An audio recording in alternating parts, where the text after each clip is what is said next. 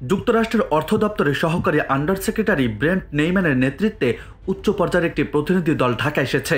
তাদের সঙ্গে থাকবেন মার্কিন পররাষ্ট্র দপ্তরের দক্ষিণ ও মধ্য এশিয়া বিষয়ক অ্যাসিস্ট্যান্ট সেক্রেটারি ডোনাল্ড লু। তবে তিনি সরাসরি ওয়াশিংটন থেকে নয়, আসবেন দিল্লি হয়ে। দিল্লিতেও যুক্তরাষ্ট্র ও ভারতের দ্বিপক্ষীয় ইস্যুর পাশাপাশি আলোচনায় গুরুত্ব পাবে বাংলাদেশের প্রসঙ্গ। অন্তর্বর্তী সরকারের দায়িত্ব নেওয়ার পর প্রথমবার ঢাকায় আসছে যুক্তরাষ্ট্রের এই প্রতিনিধি দল। বাংলাদেশের সঙ্গে সম্পর্ককে জোরদার করতে বহুমাত্রিক আলোচনা হবে দলটির সাথে, মনে করছেন কূটনৈতিক সূত্র।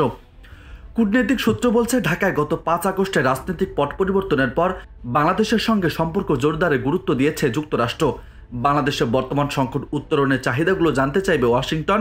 একই সঙ্গে বিষয়গুলোতে সামনের দিকে কিভাবে সহযোগিতা করা যায় তা নিয়েও আলোচনা হবে। আলোচনার সব থেকে গুরুত্ব পাবে বাংলাদেশের স্বার্থ।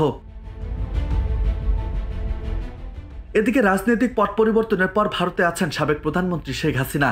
ডোনাল্ড লু দিল্লি থেকে আসায় ভারত বাংলাদেশ সম্পর্ক নিয়ে ভালো বার্তা পাওয়া যাবে, এমনটাই ভাবছেন অনেকেই। যদিও ঢাকাকে বিরক্ত না করতে দিল্লিকে চিঠির বিষয়টি আগেই সামনে এসেছে। শনিবার বিকেল 3:30টার দিকে বাংলাদেশে আসবে ডোনাল্ড লু। পরদিন সকাল 6টা থেকে বৈঠকের আনুষ্ঠানিকতা শুরু করবে প্রতিনিধি দল। সকাল 9টায় রাষ্ট্রীয় অতিথিশালা পদ্মায় পররাষ্ট্র উপদেষ্টা তৌহিদের সাথে বৈঠক শেষে লু যাবেন যমুনায়। সেখানে প্রধান উপদেষ্টা ডক্টর মোহাম্মদ ইউনূসের সাথে বৈঠক শেষে আবারও পদ্মায় আসবেন ডোনাল্ড লু। মধ্যাহ্নভোজ শেষে প্রতিনিধি দল যাবে গুলশানে। সেখানে ইএমকে সেন্টারে বৈঠক শেষে বিমানবন্দরের উদ্দেশ্যে রওনা হওয়ার কথা আছে প্রতিনিধি দলের।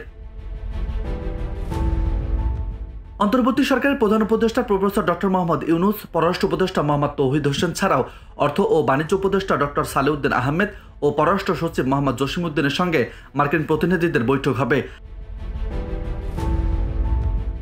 বৈঠক শেষে বাংলাদেশের অর্থনৈতিক প্রবৃদ্ধি অর্জন, আর্থিক স্থিতিশীলতা প্রতিষ্ঠা, উন্নয়নের চাহিদা মেটাতে যুক্তরাষ্ট্রের ভূমিকা পালন করতে পারে বলে আশা করা হচ্ছে।